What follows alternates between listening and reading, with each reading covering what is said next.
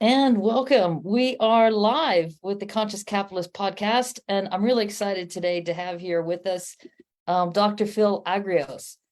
And we'll be talking very specifically about how and why you self-sabotage yourself and your business. Welcome, Dr. Phil. How are you today? Great, Barbara. Thank you so much for honor. It's an honor to be with you here tonight, and I appreciate the opportunity. Yeah, fantastic. So you were in a previous lifetime a chiropractor. Tell us how you merged from being a chiropractor and a functional medical doctor to becoming a world-class coach, consultant, international speaker, and best-selling author. It's been a journey. So yes, I used to be a chiropractor. I used to be a functional medicine practitioner. Thyroid and autoimmune was my specialty. And during the process, I found myself on this journey that brought me a lot of different challenges that kind of steered me into this self-sabotage situation.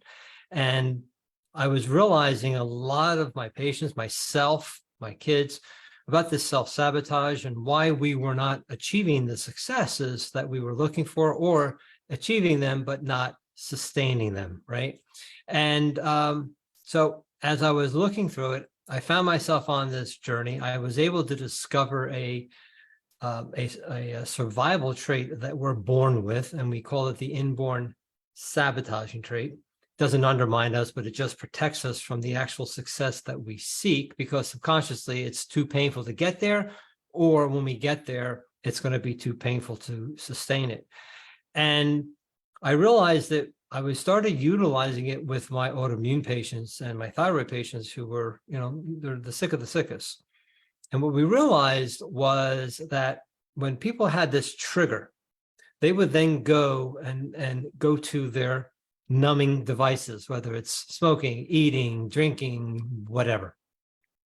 And as I started to develop this over the 30 years and researching thousands upon thousands of people, what we were finding was that when they had their trigger, when their sabotaging trait kicked in, they would then go to their numbing device. However, during the years, I was able to not only find that survival trait, but found a way to switch it off instantly. And it works 100% of the time, because the sabotaging trait and the antidote, we call it the antidote, the solution, are the exact opposite. So when they had the trigger and they used the antidote instead of the inborn sabotaging trait, we found two things happened. They lessened their numbing devices, or they stopped them, and which caused them not to have their flare-ups and causing this inflammatory reaction, which would have them bounce back and forth from getting better and then getting sick again. And then we were getting really good results with it. And then my patients who were business owners were making major breakthroughs in the business. I never thought about using it in business. So we started working with people. They started having great results. I was getting referrals all around the world because I used to treat also patients all around the world. And then I wrote my book, and it took me some more years to really refine this. And about 3-4 years ago, I decided to close my practice. And now I do this full time. I'm a business consultant and a self-sabotage specialist. So that's the story. Yeah, no, that's fantastic. But I just to share with everybody, we've only met recently online, and you and I both know we get a million requests. And you go like, oh, who is this person? Why are they bothering me? What are they trying to sell me? And then I saw your tagline, how you have the antidote for self-sabotage. And I thought, oh my God, I can't think of a single human being I know who doesn't self-sabotage. And I thought this could be an incredibly useful way for people to learn more about what it is and what is your antidote. And without divulging immediately what that antidote is, your description makes it sound like your life has been just perfect. You're a highly successful doctor, chiropractor, roll straight into being a highly successful coach. Is that really what happened? Oh, hell no. I haven't told this story in a long time. I remember waking up one night and it was pitch dark, and it was like you had someone infused you with 5 Red Bulls, and you can clean your house like in an hour twice, right? So I'm like, I can't sleep. So I went into my study and I'm looking around, and I open up my drawer looking for something, and I came across my list of my goals 5 years prior. Have you ever come across something like that? Yeah. And I was Yeah. all excited. I was like, yeah, right. And I'm reading down each and every one. I got to the last one, and I didn't achieve one damn one of those things. And I was like, are you kidding me? What's wrong with me? And I really, I mean, when you're in dead silence, and it's a little dark out, and it just, something down deep kind of said, you're not being taught something. I don't know what the hell that meant. I was like, yeah, okay, whatever. And I just went on my way. And then I found myself finding this one thing that actually causes us to self-sabotage, because self-sabotage, in the way I teach it, it isn't that there's something wrong with you. You're not an idiot or a loser. You're just in protection. See, when you start to release your personal professional power and you hit that uncomfortable position, the saboteur kicks in to protect you. That's it, right? But Yeah. imagine when you hit that wall and you start to contract, knowing the one trait that's contracting you, and then use the antidote, which immediately brings you into growth. Now you're doing this compared to doing that. Yeah. So do you think it was kind of the scientist in you that said, I have to logically find what this is that was at the beginning that brought me to where I am now? What was that precursor? What was the cause of that? I don't want to call it an injury or illness, but what was the cause of that distress? Well, a few things. Number one, it really all started with other stuff prior, but it all really started from a false accusation from an insurance company. So we had a multi-discipline medical center, right? Oh, yeah. And they were going after us because they felt we were doing something wrong, which we were not. It was totally clean, but I went through hell because three things were going to happen. I was going to jail for fraud. I was going to lose my license, and I had to pay back 3 times what the insurance company paid me. On top of that, with a few months later, my father was diagnosed with brain cancer, a very healthy 71-year-old, and 7 months later, he passed. And then I became the primary caretaker of my mom for 7 years until she passed. And then during that time, I became disabled. I couldn't practice because of the stress of going through that. Yeah. I had a thing called thoracic outlet syndrome and carpal tunnel in both hands, and a weakness in my hands. And I would wake up like I was walking on glass, and I was in my late 30s.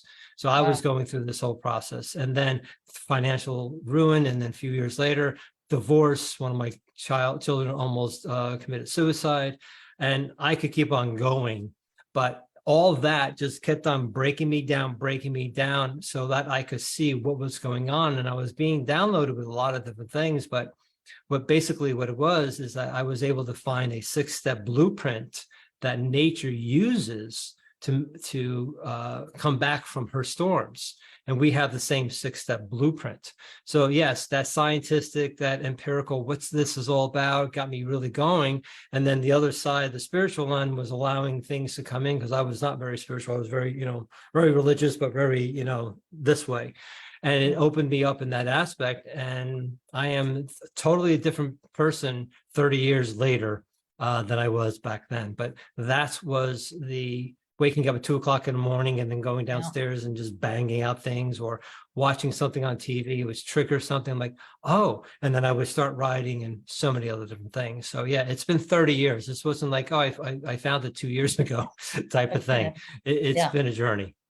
Yeah, no, that's pretty amazing.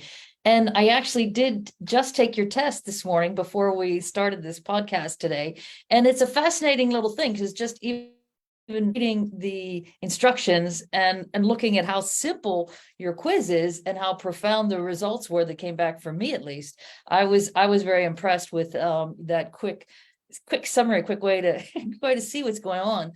And I also find it intriguing, the names that you've given these different saboteur models. Are you willing to share that with the? Sure. Oh, absolutely. So what really sparked me through this, when I found the 6 steps and I put the 6 steps opposites together, I was able to discover there are actually just 3 basic principles of the universe. And we call them the director, the communicator, and the supplier principle. And when I looked at it, it governed the atoms to the galaxies. But then I realized those three principles governed us because we're of the same matter. So instead of saying principles, I just named them traits. So we have these three traits because that's all we do as humans. We direct, communicate, and supply. That is it. There is nothing else.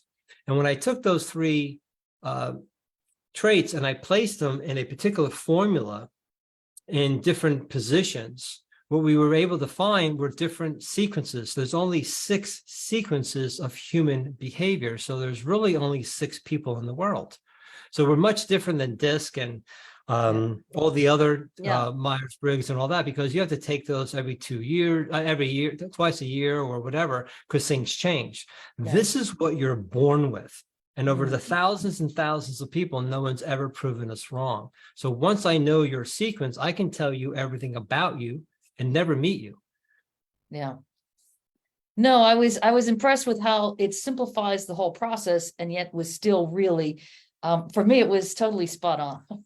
Yeah, and that's the whole thing. So in those situations, depending on who you are, we can show you why you did what you did, why you failed in the past, and why you succeeded in the past. Same thing in the present and what's going to happen in the future, and guaranteed 100%, because we guarantee our results. So what's also the beauty of it is that imagine knowing your significant other, your children, your business partner, your clients, your potential clients, their sequence. You'll know exactly what the resistance is, and you can now support them in the way they need to be supported. And we help conflicts just kind of neutralize very quickly, whether it's in the home or in the professional life of the person. Yeah. So in bringing that directly to business, let's say, is it more for the entrepreneur or the business owner to help themselves to map out that plan of how they can be more effective and what might be causing their own self-sabotage? Or do you see it more as that relationship, even within a business, of how, let's say, the owner relates to the managers and the other employees? What? Yes. Yes, and yes. Yes to both. Yes. Because we mainly work with business owner executives and entrepreneurs and salespeople. We help them increase their sales by understanding why they're not closing, because that's their saboteur stopping them, because it's more painful to close that person. But we've had career individuals. My own wife was able to be promoted many times because she understood her antidote. We've had other people as well. We've even helped children to understand what they're doing and their parents to help them to understand what they're doing. So a great analogy is this. We had I also do workshops. So I was in a workshop in a corporation, and one of the guys came up to me, goes, my son's always upstairs playing video games. I can't get him downstairs to interact with the family. What do I do? And he was really into what we're doing. He really understood it. And I said, okay. So I asked him a few questions. I ascertained his son's sequence, told him exactly what to do. He calls me a week later and says, my son is now downstairs interacting with the family now. And then we realized 2 months later, his relationship skyrocketed with his son because he realized he was pushing his son back in the room. Son was a particular saboteur. And how he was rearing his or disciplining his child, he was making fun of him, things like that, because that's how he was raised and that's what motivated him. But it actually did the opposite to his son. When he shifted that, things improved. And then he realized, and I was telling you what's going on in the business. When he realized that, he saw he was doing the same thing with his staff, his clients at his business, and his business started to increase because your personal and your professional life are one. So when you use your saboteur, both are affected at the exact same time. And when you use your antidote, both are affected at the exact same time. Yeah, no, that makes perfect sense, because I'm constantly explaining to people why that the issue is really with them, why their business isn't growing as fast as it should, and working through that, providing that support. I love that you're working with their clients directly in that zone as well. Yeah, if I may say one thing too. Yeah. The person's business has its own inborn sabotaging trait and antidote. So what we show them how they, as well as their employees, are subconsciously sabotaging the business by focusing on the wrong trait of the business.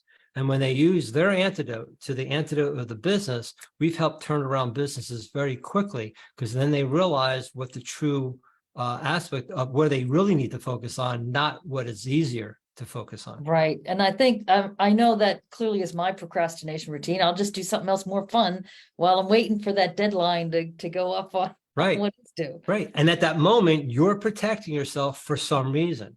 Imagine knowing exactly why you're protecting yourself at that moment and knowing exactly what to do.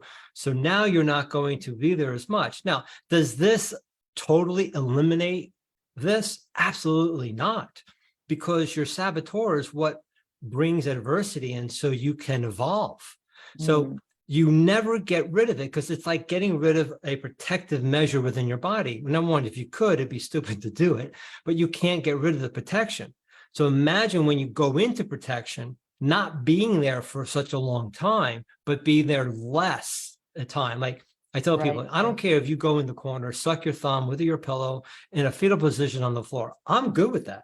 People like, why? I say, because it's protection. The problem is how long are you there for? Right. And that's what the saboteur is. How long are you creating that self-sabotage and freezing and not able to do it, or overly engaging and yelling at people or whatever and pushing them away, trying to figure out, how do I balance this out? The antidote always balances it out. And I know it can't be too good to be true. And I remember a marketer once told me, he goes, you should just tell them it's 97% accurate. I was like, no, why am I going to lie to these people? It's 100%. It's a law that we discovered. I fired that person. But, I just got to stay in integrity. It's pretty rare to hear someone say there's 100% success rate. What makes you so confident that that's really your number? Because everybody sees that when they do the antidote, it's impossible to self-sabotage. We prove that to them. We prove them through there's a workbook that they use, and there's all these formulas I created, and their life comes down to one sentence. And we show them when they use the antidote, it's impossible to sabotage themselves. No one's ever proven us wrong over the thousands of people that we've worked with. That's pretty amazing. So congratulations to you. Oh, thanks. Yeah. So does this also work with salespeople and people whose function needs to close, either high ticket or even low ticket sales? Oh, absolutely. That's one of the things I teach, help people to understand. So let me give you an example. Have you ever had a salesperson who overly talked? Yeah. Right? You ever had somebody who just, like, I call it vomiting communication, right? They just blah, blah, blah, blah, and they wonder why they can't close the sale, because they overwhelm the hell out of the person, right? Or the person's like, what the heck? So what's the first thing usually the sales manager or the business owner tells them to do? You need a communication course, right? Right. I go, no, they're great at communication. That's their superpower coming in to offset their saboteur. And what we see is once they understand their antidote and that saboteur does this, their communication becomes more effective. We've had many of those type of people where we had a person within 2 weeks made $86,000. We had a doc who had less than the 30% closing rate. He went over to 90% because he realized what he was doing, because it wasn't the talking that was the problem. It was the hidden saboteur that was on a subconscious level, pushing it away because he was scared of certain things. And we see this consistently. And then we show them through I have a 6-step blueprint as well. And we show them what to do in step by step by step, but mainly why they don't close, because their saboteur is stopping them. We just recently had somebody in my course. We kind of honed it down. And I said, this is the reason why you didn't close that sale. And he goes, you're absolutely right. And let's go back to the other ones. He realized all the other sales was this one little thing. And I said, can you see by using the antidote and doing other things, this and this and this, how you can do it? And he did it. And he was able to go down deeper with the person in a caring, loving way, not a salesy way. I don't sell people. I just tell people, I don't sell you, I serve you. Okay. It is up to me, because the true meaning of sell is to give. So when we talk to somebody, I don't sell people. I just give them the opportunity to see what we have. and that this is right for them, great. Not everybody becomes a candidate. No one, I don't bring everybody into my program. They have to make sure they have certain things in order to come in. So once they're able to do that, they start seeing the shifts. And that's why we have such high success rates, because people are there, they're ready to do it, they're open to it, and they do it, and they see the shift. So how would someone really quickly increase their closing rate for sales? Do you have some tips for the audience? Well, one of the tips is that what they don't really do is someone who they just go in and start selling. They don't take time for themselves. They have to, there's 3 steps before you even talk to your potential client. Number 1, you got to be clear on yourself. You got to have enough value that you see and how you feel about that thing. Can you really, can this product help this person? If not, then you don't talk to that person, or you go, do that. And then the third one is to detach it to a point and come through being heartfelt. But the other thing too is that if you got a mortgage to pay, you leave that, you put that to the side, right? Yeah. It's not about closing because you need that sale. You close it because that person needs your service. See the difference? Yeah, exactly. I'll say that one more time. It's not because what you need. Yeah. Right. It's not that you need the sale. They need that. That's where you got to come in, that passion. And that's what I do. I come with a passion going, yeah, or I'll come in going, no, this is not right for you.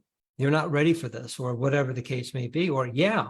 And we've had people like, and I'll go down deeper and find out what the real true reason is, and then go from there. And then they say, well, and I go, okay, great. Doesn't mean that later in the future, if you want to, when you hit that pain, when the pain's that bad, you want to come in, great. We're here for you. We support you, and go from there. So that's where salespeople have to realize they have to be okay letting go of that, because if they're constantly in that situation, my question is what vibration are you doing, and why are you bringing those type of people in? Change your vibration. And this is not woo-woo stuff. We see this consistently. No, absolutely. But when you change your vibration, 2 things happen. See, the person you can't stand in your life is in your life because they're showing you a part of you you're not dealing with, right? Yeah. So 2 things happen. When you deal with that part of you, which is the saboteur, it always comes down to the saboteur. 2 things happen. That person leaves, or they change because they want to still be in your life. So when you change your vibration, different people, things, and events will come in to reinforce that new vibration. It's law. We see this every day. Yeah. No, that's fantastic. And can you tell us a little bit of how your technique really applies to business owners? So is it for most business owners, is that success of failure, success of success, fear of success, or fear of failure? Which does that play a part in your saboteur roles? Yes, because I was able to discover that there's only 2 base fear of each saboteur. So there's no more being, I have the fear of failure or the fear of success. That's too vague. Yeah. But imagine knowing the 2 base fears that actually create your saboteur, and then the 2 specific antidotes to neutralize them instantaneously. So people now understand why they're fearing at that moment. If fear, we just had a guy recently who's like, I don't really fear. So as we started talking to him, he realized the fear was, I said, do you worry? He goes, yeah, I worry. He goes, that's protection. Yes, that's a part of fear. I said, when you hear fear, you think of 10. When I hear fear, I go 5.5 to 10, depending on the degree. Right. It's just protection. That's all it is. Right. Yeah, exactly. So from there, we help them to understand why they're consistently being in protection. And once they know that's the key and why they're in it, and 99.9% of the time, it's just a story they tell themselves, right? Or that situation in front of them represents the thousands of other situations that mean the same thing to them. But when they realize that thing is for them and they change that, this then goes away or stays, and they can handle it and go and move past it. Yeah. So when I think of self-sabotage, I think as well on a personal level of people who have addictions, whether it's alcohol or drugs or sex or porn or whatever. Does that also play a part in fit in with your, is it one typical saboteur roles, or that's just It's a the one. self-treatment? No, You know, it's no. So that was when we were talking about the trigger and the yeah, devices. Well, device can be porn, it could be overworking, it could yeah. be hitting somebody, it could be abuse, things like that, because they're in that protective state. So they have to now lash out or hurt somebody to feel better about themselves, right? Or they get abused themselves, right? Yeah. So the addiction is there to offset it. And what we have seen is that when people understand that, they're not going for it as much. We had a 12-year 5-tour veteran who had PTSD. On the first week, I gave him Antidote. I told him, go to your therapist and use the Antidote. Within 3 to 4 weeks, he made major breakthroughs, and he found out why he went to war when he was 5.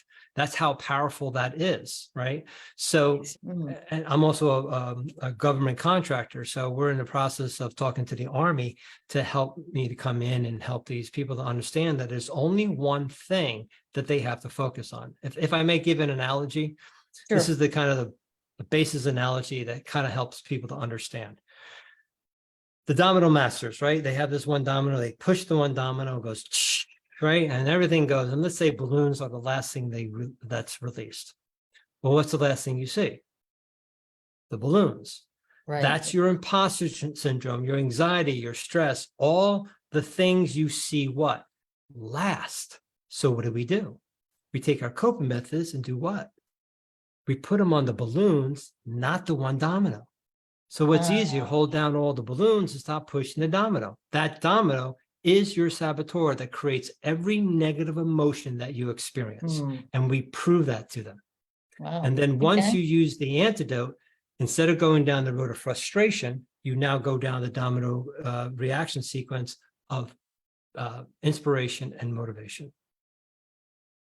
That's really fascinating. So is that becoming a part of your practice with the government contracts? So working with individuals with PTSD as well, or is that? We're looking to do that. I'm waiting, it takes a while to get a government contract. So we're waiting for that. We've had a couple of I'm probably by next year, or maybe start looking at doing some research behind this to get that behind, get some scientists behind this as well. So because I've really have able to really curtail it, and we can now predict the behaviors of people in certain situations, and the people come back and they go, yes, that's exactly what I do. And even with yourself, you just took this little quiz, I gave you a little description, you're like, Yeah. this is exactly what I do, right? I never talked with you, right? You're like, It really made me laugh. I was like, oh my God, that's it exactly. yeah, and it's only the saboteur. Imagine knowing the other 2 traits, your dominant, your superpower, and your mediator trait and your saboteur. Yeah. These 3 traits balance each other out.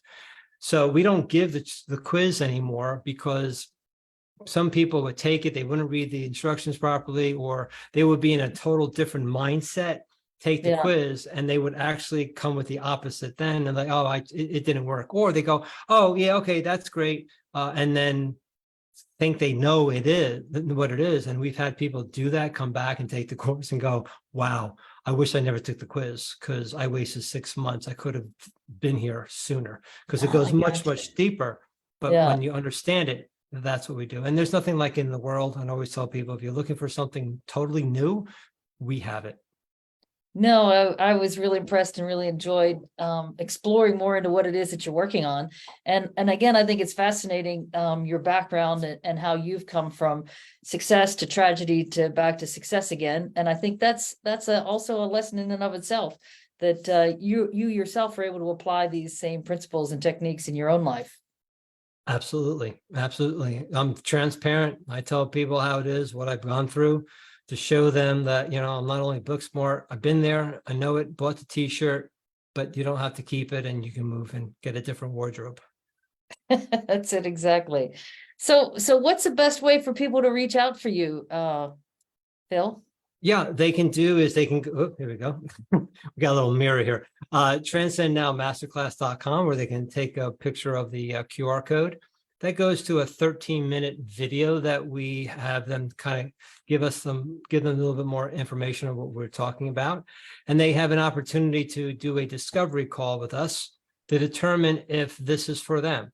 And if we determine they're a good candidate, then we go into more of an in-depth conversation at another day to determine if they are a major candidate and what we can guarantee them. We'll actually go down certain things and go, we can guarantee this, this, and this. And we have a 2-week money-back guarantee that within the first 2 weeks, you make major breakthroughs. And that's what people do. They make their major breakthroughs within the first or second week. That's pretty impressive. Yeah. So thank you all for coming, and welcome back to the Conscious Capitalist podcast. And really thrilled to have Dr. Phil today and the amazing techniques he's working with to help people eliminate self-sabotage. So I highly encourage you to reach out to Dr. Phil. Are you Dr. Phil or are you Dr. Phil Agrios? It's so common to say Dr. Phil. You can call me Phil. People go, yeah, you're my Dr. Phil. I'm like, okay, whatever. The other Dr. I Phil. always say, yeah, the old dad joke, just don't call me late for dinner. Call me whatever you want, but don't. Right. But yeah, I go by Phil. My ego way back when has been neutralized, and it's just who I am. And if I can help somebody, great. If I can't, that's fine too. And just moving on through this journey of mine. That's it. Yeah, no, that's great. So I encourage everyone to reach out to Dr. Phil, the new Dr. Phil, and I hope to connect with you all soon. Thank you.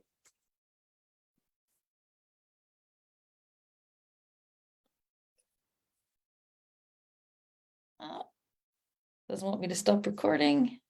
Hang on.